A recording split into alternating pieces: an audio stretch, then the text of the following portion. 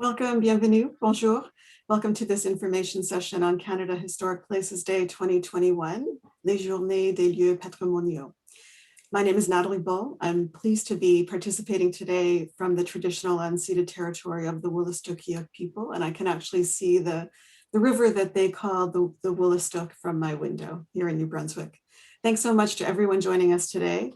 We're really excited to have this session and to have you all on the line. And if you're willing, why don't you consider telling us who you are, tell all attendees who you are using the chat function. And we're especially interested to know if you have participated in Canada Historic Places Days in the past.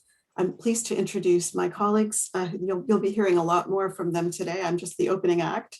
Sonia Krutwagen from the National Trust, who is our lead for Canada Historic Places Days, and our partner from Parks Canada, Véronique Gagnon.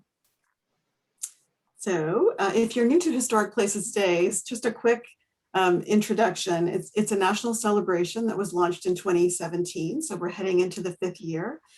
It's held, it starts on the first Saturday after the Canada Day weekend, so always easy to figure out when it's starting. And it was really designed, an idea that Parks Canada brought to us to create a national focus on historic places from coast to coast to coast. And that great tagline that you see here on our title slide, "Every place a story," is really because we know that it's through those stories that we're able to engage more and more people and make these places that we love come to life for all Canadians. When the pandemic hit in 2020, we pivoted quickly to rethink Historic Places Day to really build a much stronger virtual and online component.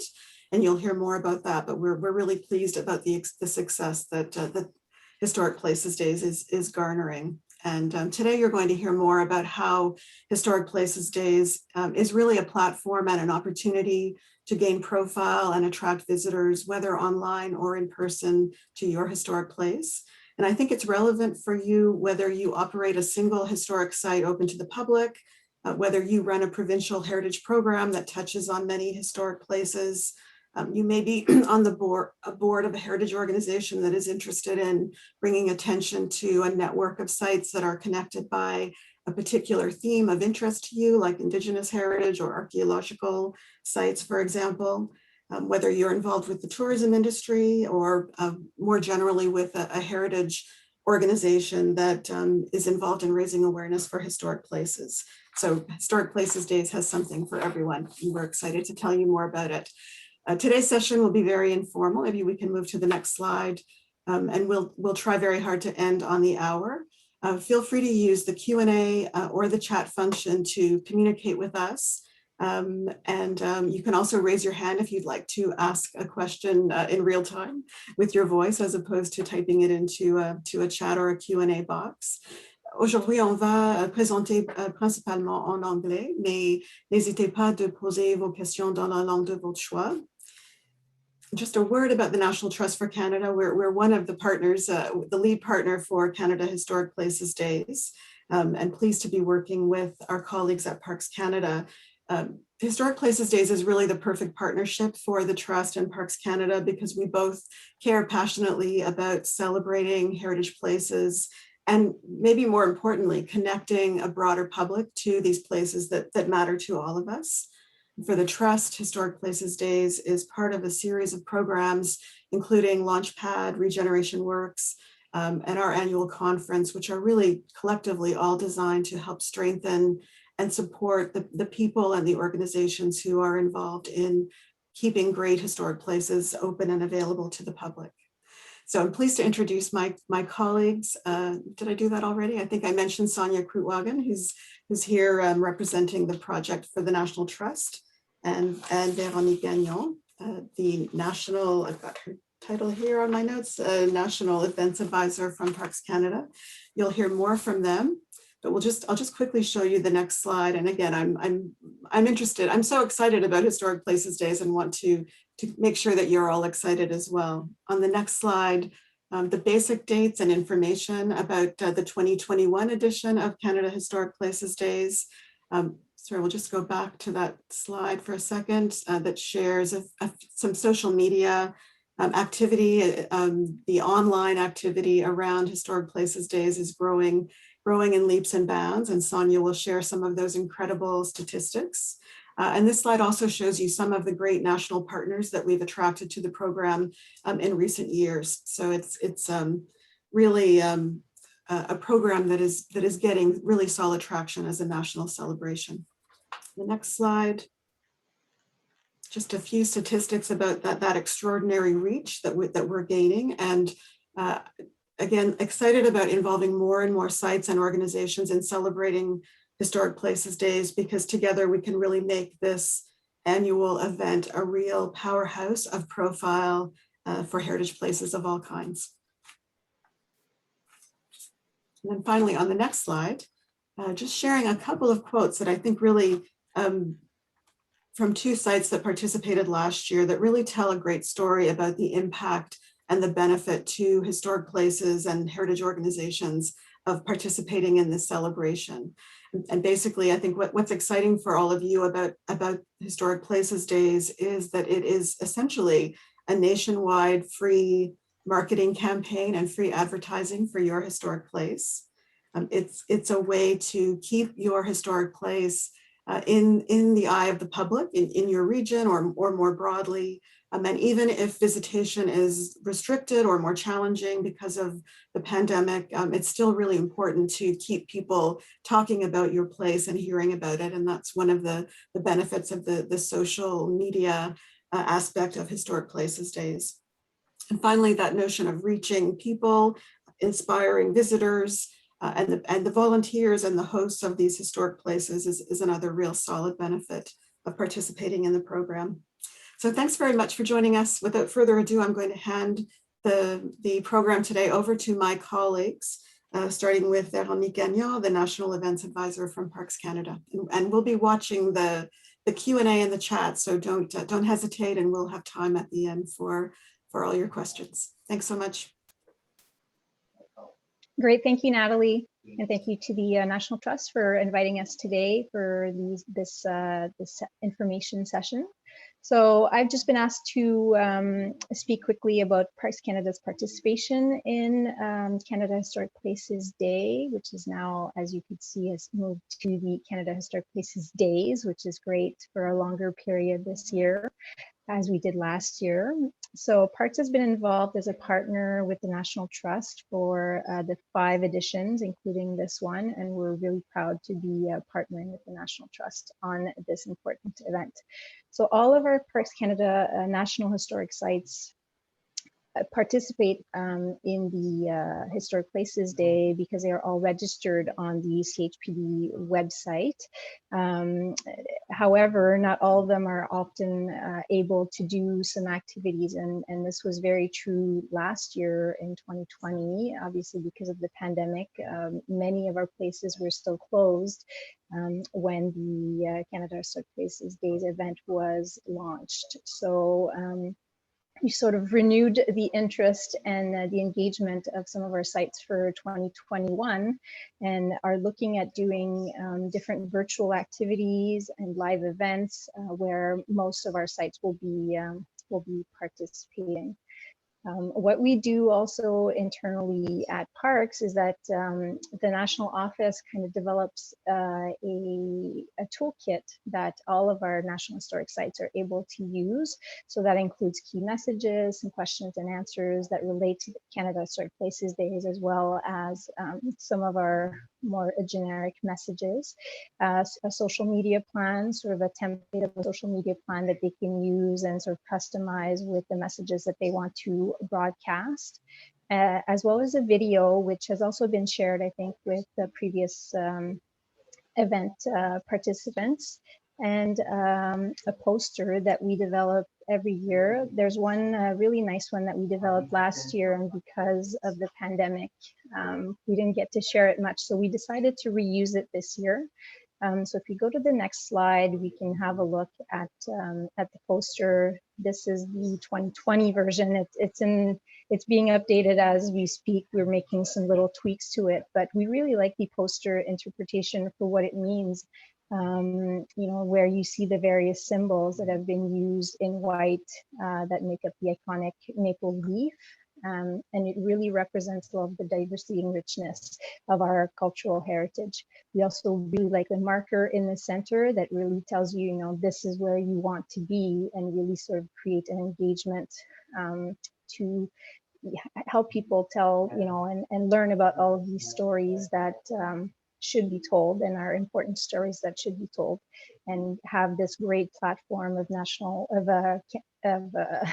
historic places day, sorry, to be able to tell those stories. So thanks again for having us, and I'll be happy to stay on and answer any questions that you may have at the end of the session, but I will turn it over to Sanya. Thanks, Veronique. It's great to have the season started. I wanted to talk a little bit about Broadstrokes this year, what we're planning. So as Natalie mentioned, it launches on Saturday, July 3rd, which is the Saturday after our July 1st weekend. It's running for the month of July this year, starting July 3rd to the 31st. We are hosting the the selfie contest again this year, but it'll be running for the month of July like it was last year because of the COVID pandemic, giving a little bit of extra time. As we've mentioned a little, we're adding the S to Historic Places Days to have it, to mention that it's longer, and we're changing the hashtag to also reflect that. So the hashtag this year is Historic Places Days. And we didn't do this last year, but the run-up month of June, we're doing a giveaway contest, which creates awareness for the July 3rd launch. And we mentioned some of the prizes, National Geographic, Via Rail tickets, and so on. So that starts in the month of June. Next slide, please. So I wanted to start with some of the stats from last year so you can understand where we've been. As someone mentioned, the event was started in 2017 and it's now in its 5th year. And it has grown steadily in that time. And last year, 477 historic places participated in the event, even though the pandemic was making things difficult for all of us. And the places vary in size from large historic sites to small one-room school houses. And through social media promotion and media attention, we were able to reach 4.6 million Canadians last year, which has been a very steady increase each year, starting with 1 million impressions in 2017. So now we're at 4.6 million Canadians reached. And participating places say, yeah, they want to participate again because this is a successful campaign for them. Next slide. This year, because of the continuing COVID pandemic, we're continuing features we launched last year, such as the Selfie Contest has a digital feature, which you could take a picture through the website virtually with a historic place. And the Selfie Contest will be running for the entire month of July. We had some fantastic uptake last year with some very creative selfies, and we'll be encouraging the same kind of campaign this year. It was really fun to see some of the digital selfies, the difference in what you can do with playing with your size or texture or what you're doing. There was some really interesting participation last year and a lot of activity with the hashtag Historic Places Days. So if you're interested in hosting the selfie contest in your province, please let us know, and you could be included in the rules and regulations that we set up for the selfie contest. Some other things we're continuing this year that were successful last year is working with social media influencers and a PR firm, because a lot of the program lights up social media, and with these additional tools, we were really able to create a lot of awareness for historic places. And one thing that we have updated this year on the website is that we updated the events listings so that it can be for several days, extended time periods, and that'll be launching early May. Next slide. Another feature we started last year is called visit lists. And these are a way to feature several different historic places in one context and with a theme or an idea. They're very interesting as a way to feature different ideas around historic places. We have some around gardens or some famous Canadians. And I wanted to show here's an example of a London, Ontario, one that created Best of London, Ontario. And for each of these, you can list with your own picture, your own story for each location, as well as the place itself. And as you can see, there's a map that shows where these locations are. It can either have a national theme, a local theme. They can be created by anyone, such as participating sites, but also it could be heritage enthusiasts, tourism organizations, or city or provincial institutions. It's quite a good feature to create a story, an additional story on top, linking the historic places together with a theme. So this was launched last August, and you can use it this year. I wanted to speak a little bit about events. We're inviting historic places to celebrate the launch of Historic Places Day with a national live event. And if you launch one on, or if you list one on July 3rd, we will promote you. I'll show later on a slide where we have a launch day webpage.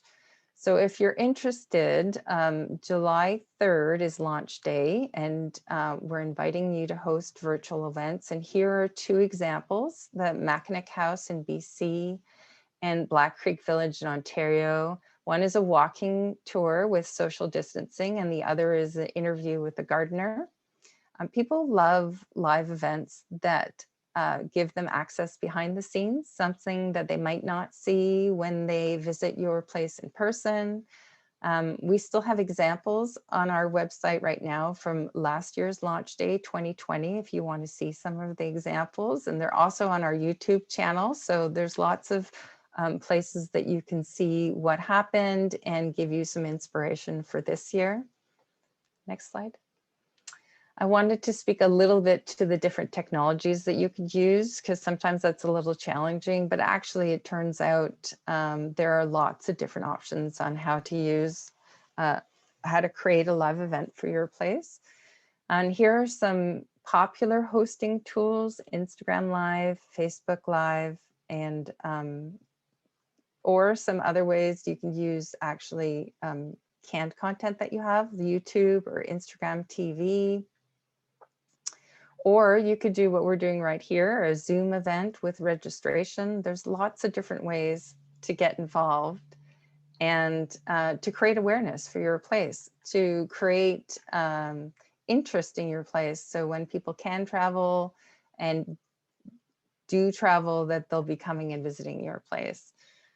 Next slide. So as I mentioned, we are featuring, for the launch day, we have a specific page where we feature events that we'll be sending, we'll be creating awareness around these. So if you register on our website your event for July 3rd, we will then be featuring them on this webpage and creating awareness around them. So the last thing I wanted to talk about is some of the tools that we offer for free. We're working on them. They'll be available June 1st. So there's a social media toolkit and promotions toolkit that includes ideas, sample tweets, our logos, links to the video and the poster that Veronique mentioned are going to be on the website and referred to in this toolkit. We host several webinars. So if you want to be in the loop, please sign up for our newsletter and we'll let you know of all the tools and tips and webinars that will be coming up for the launch of Historic Places Day. And we also, on the next slide, we talk about, we have another information session scheduled already. So it's May 5th. And if you're interested to sign up for a second information session, this one will be inviting participating places that participated last year to talk about their experience, to say how it worked for them, what tools they used, and how it was successful.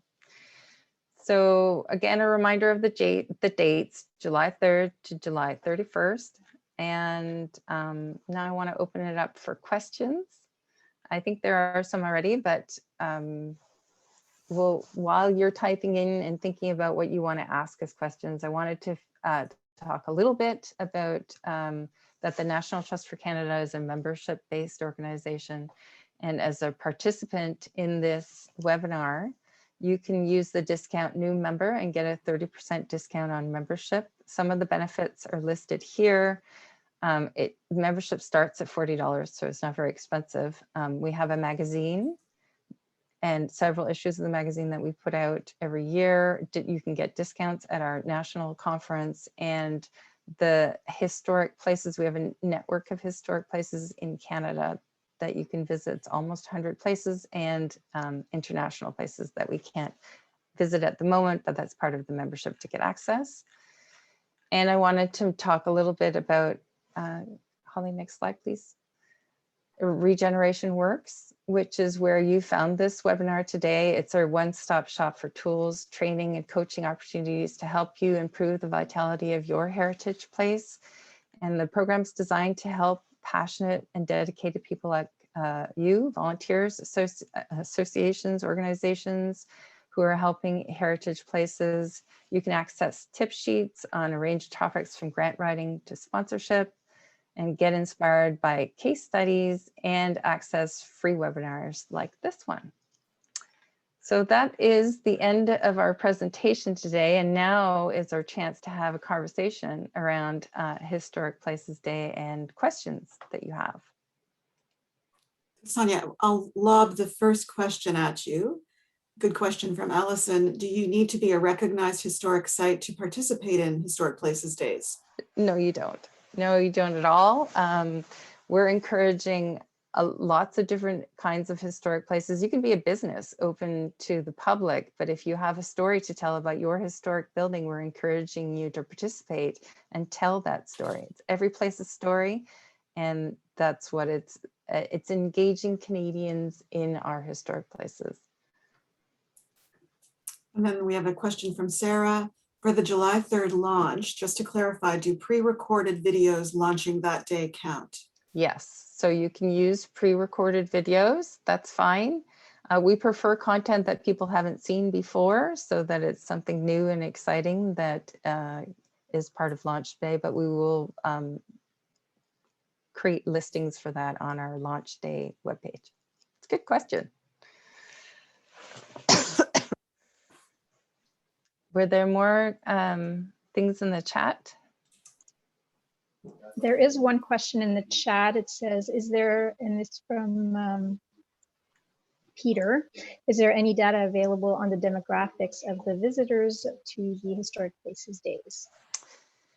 We don't have any specific data for, we have the number of participants, and we have data in terms of places, reach, that kind of thing. The data for particular places, we don't, we haven't been able to capture yet. Some individual sites are collecting that data on their own and are able to tell us that their numbers are increased on that day, during that period because of the promotion. Right, yeah. We'd like to go there to be in a position to have more concrete data to sell the benefits of participation. And we do know that the demographics are skewed younger because it's a large part is a social media campaign. So we're able to, we don't have the data, but we have the examples through the selfies that we're reaching a lot of young people and families through this celebration. There's a question from Anna Lynn. If our site is a Parks Canada National Historic Site, are we already a member of the National Trust? not automatically a member of the National Trust, but we love you and you're part of our family. And we'd love to involve you in participating in this event and talk to you about other opportunities as well.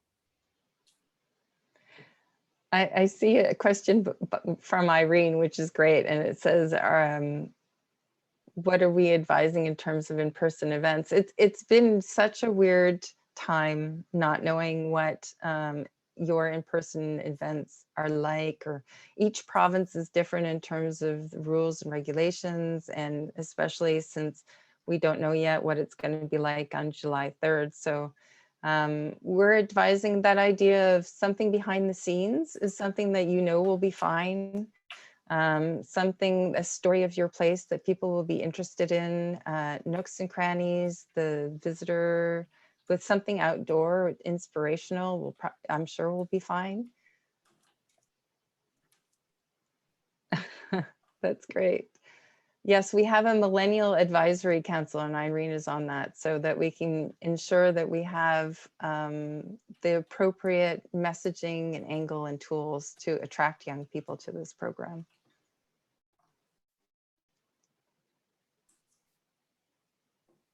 I'm sorry, is there another question? There's a question in the chat from Sherry. Is there an estimate of roughly how many hours would be needed to get a site into National Historic Sites today? So it doesn't take very long. Registration is quite simple. It requires a picture and a text. And so it only takes maybe half an hour to register that.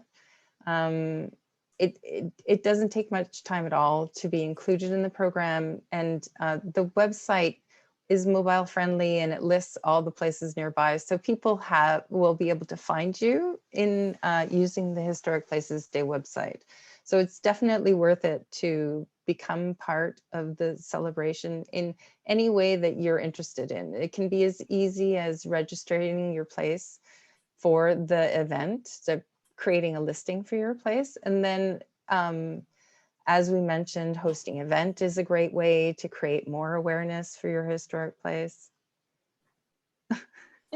I like the mention of, I like to call it bathrooms and basements tour. There's been lots of examples of security guards giving tours, curators giving tours. People love that kind of stuff.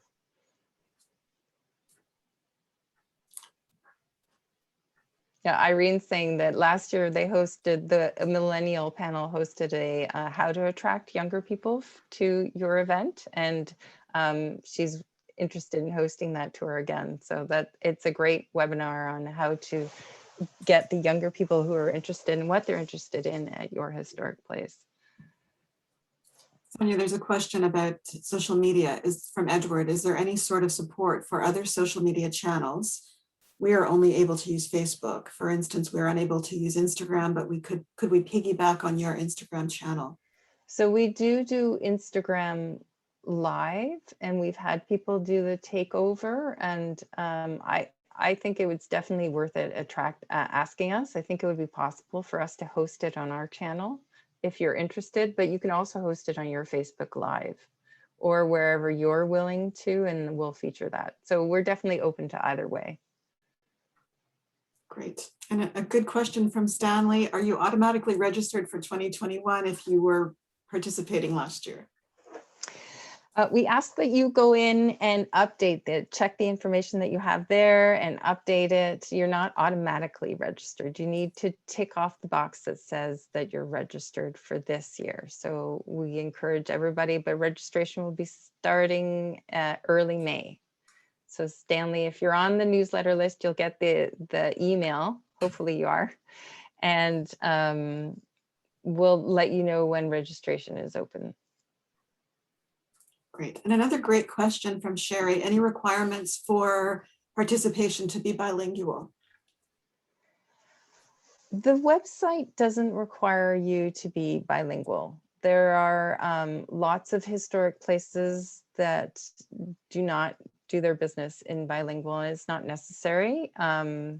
We, as a national organization, have some bilingual content. We run the event in bilingually because we think it's important. But even when you register your site, you can do it in one language and it'll be automatically put on the English or French side, depending on what language is your main language. So no, there aren't any requirements in terms of being bilingual to participate.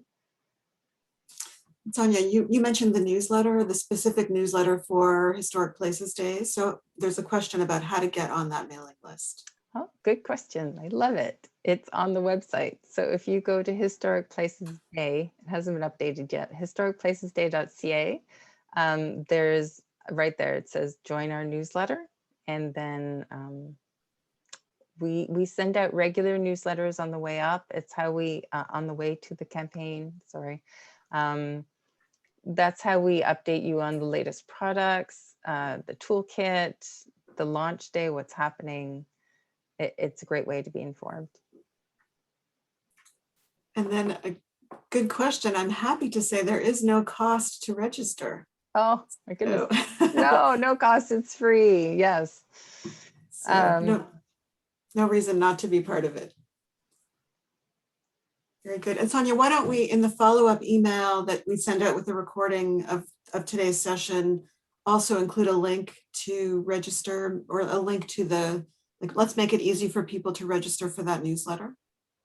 Yeah, So we can send you a link to the website, and we also have an email. So if you want to reach out to me with any questions, please, that's in the follow-up. Yeah, here in this. That. Yeah, for showing it. So Historic Places Day at National Trust Canada. I'll be happy to answer any questions, any ideas you have of specific features you would like to do for the event. We're quite open to different concepts, different events, different things that we can feature or help with in terms of reaching out to sites to register or to answer your questions. We're building this national celebration together, and we can't do it without you. Definitely.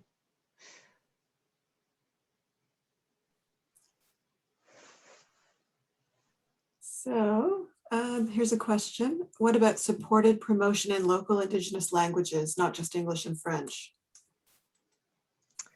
Well, it's a very good question. At the moment, we're supporting English and French as languages. And if you have the language, we can help you, I guess, promote your event. We try to do that for events, but we're very interested. So why don't get in touch? We'd love to know more. Let's just talk about how to do that. It's every year, I think we try and expand the cultural diversity of the sites that are participating and to make sure that it's as inclusive as possible. So that's a really good point, and we're interested. So can we follow up with you, Sarah?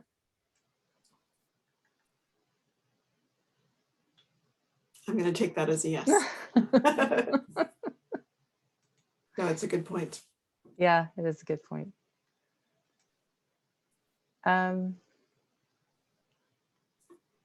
There any final questions before we will have another information session, and we're open to, if you have any questions, to email us or come attend the next one and we can have a conversation around it. There's a question about accessing last year's adverts. I'm not sure exactly what that is referring to.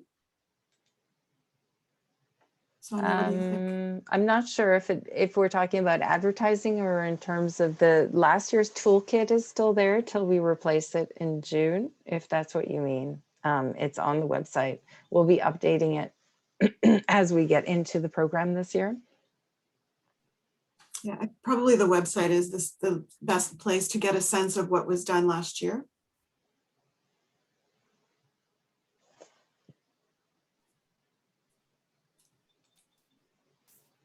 Sounds good. So what do you think, Sonia? Are we? I think we've launched. We're starting. we're excited about what this year is going to bring. Great. So anything else to add from the team, or any last minute burning questions before we wrap up today's session? Holly, why don't you put the email address slide back on?